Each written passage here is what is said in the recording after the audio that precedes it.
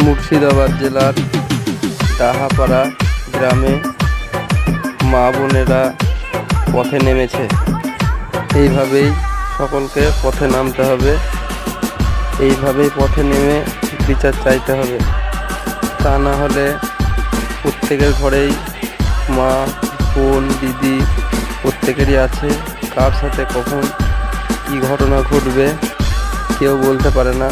তারপরেও যদি এই বিচার না পাওয়া যায়, এরপরে আর কোনো রাস্তা থাকবে না। তাই সকলের কাছে অনুরোধ, আপনারা সবাই নামুন, পথে নামুন, আন্দোলন করুন। এই হত্যাকাণ্ডের বিচার চাই আর এই সরকারের পতন চাই। আর আগামী দিন নবান্নে প্রত্যেকের যাওয়া উচিত, প্রত্যেককে যোগদান দেওয়া উচিত, প্রত্যেককেই যেতে হবে। এইটুকুই আশা করি সকলের কাছে।